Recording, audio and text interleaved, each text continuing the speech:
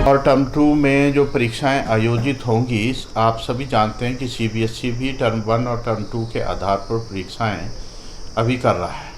तो हम 9वीं से लेकर 12वीं तक ये परीक्षाएं करेंगे। विशेषकर बोर्ड 10वीं और 12वीं की परीक्षाओं को कंडक्ट टर्म 1 और टर्म 2 के आधार पर करेगा। टर्म 1 में आधा सिलेबस 50% सिलेबस रहेगा और टर्म 2 में 50% सिलेबस रहेगा। और इसमें जो 30% कट हमने किया है ये कोविड के चलते वो रहेगा, यानी टर्म 1 में 35% सिलेबस के आधार पर बोर्ड का प्रश्न पत्र तैयार होगा। ऐसे ही टर्म 2 में होगा।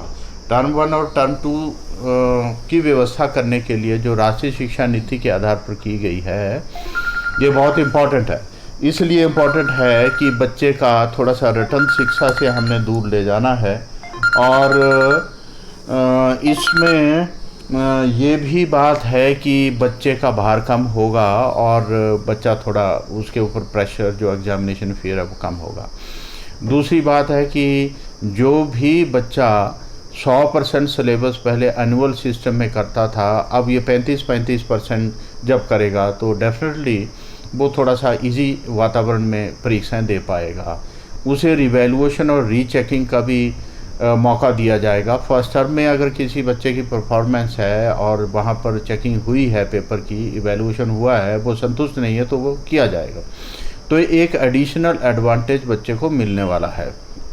और अन्य भी बातें अगर हम देखें तो सीबीएसई भी नवंबर में फर्स्ट टर्म नवंबर और दिसंबर में कर रही है और हम भी कर रहे हैं। इसके लिए मार्च में सीबीएसई करेगी दूसरा टर्म। तो सीबीएसई के भी विंटर क्लोजिंग और समर क्लोजिंग स्कूल्स हैं, हमारे भी हैं। हम मार्च में नहीं, हम अप्रैल के फर्स्ट वीक में परीक्षाएं प्रारंभ करेंगे, जिससे कि बच्चों को लाभ मिलेगा और वो ठीक तरह से अपनी तैयारी कर पाएंगे। 1 महीना उन्हें अतिरिक्त मिलेगा। तो सारी व्यवस्थाएं की जा रही हैं तो बच्चों को ऐसा एनवायरनमेंट देने जिससे कि वो ठीक प्रकार से परफॉर्मेंस अपनी दे पाए। तो इस प्रकार की ये सारी व्यवस्था रहेगी।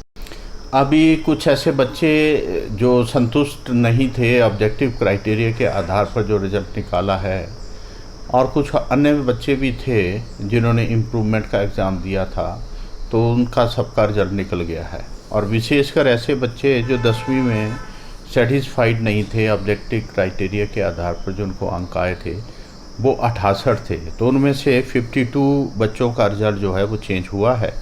और +2 में 980 यानी 980 बच्चे थे जो कि संतुष्ट नहीं थे। ऐसे 730 बच्चों का जो रिज़ल्ट है वो चेंज हुआ है। और जहाँ तक मेरिट लिस्ट की बात है वो 4-5 दिन के भीतर मेरिट लिस्ट जारी कर दी जाएगी। और मेरिट में अगर ये बच्चे कहीं आए होंगे तो इनको भी इंक्लूड कर लिया जाएगा।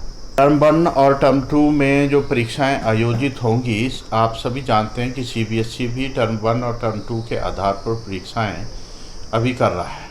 तो हम 9वीं से लेकर 12वीं तक ये परीक्षाएं करेंगे। विशेषकर बोर्ड 10वीं और 12वीं की परीक्षाओं को कंडक्ट टर्म 1 और टर्म 2 के आधार पर करेगा।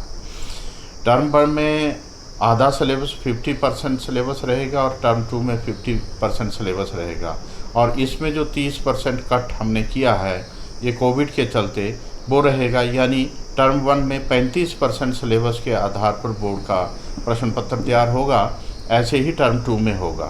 टर्म 1 और टर्म 2 की व्यवस्था करने के लिए जो राष्ट्रीय शिक्षा नीति के आधार पर की गई है ये बहुत इम्पॉर्टेंट है। इसलिए इम्पॉर्टेंट है कि बच्चे का थोड़ा सा रटन शिक्षा से हमने दूर ले जाना है।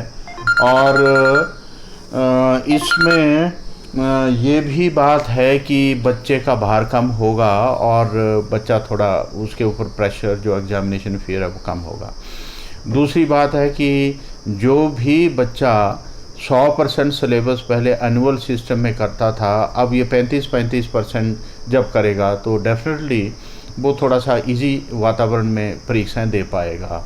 उसे रिवैल्यूएशन और रीचेकिंग का भी मौका दिया जाएगा। फर्स्ट टर्म में अगर किसी बच्चे की परफॉर्मेंस है और वहाँ पर चेकिंग हुई है, पेपर की इवैल्यूएशन हुआ है, वो संतुष्ट नहीं है तो वो किया जाएगा। तो एक एडिशनल एडवांटेज बच्चे को मिलने वाला है। और अन्य भी बातें अगर हम देखें तो सीबीएसई भी नवंबर में फर्स्ट टर्म नवंबर और दिसंबर में कर रही है और हम भी कर रहे हैं। इसके लिए मार्च में सीबीएसई करेगी दूसरा टर्म। तो सीबीएसई के भी विंटर क्लोजिंग और समर क्लोजिंग स्कूल्स हैं, हमारे भी हैं। हम मार्च में नहीं, हम अप्रैल के फर्स्ट वीक में परीक्षाएं प्रारंभ करेंगे, जिससे कि बच्चों को लाभ मिलेगा और वो ठीक तरह से अपनी तैयारी कर पाएंगे। 1 महीना उन्हें अतिरिक्त मिलेगा। तो ये सारी व्यवस्थाएं की जा रही हैं, तो बच्चों को ऐसा एनवायरनमेंट देने जिससे कि वो ठीक प्रकार से परफॉर्मेंस अपनी दे पाए। तो इस प्रकार की ये सारी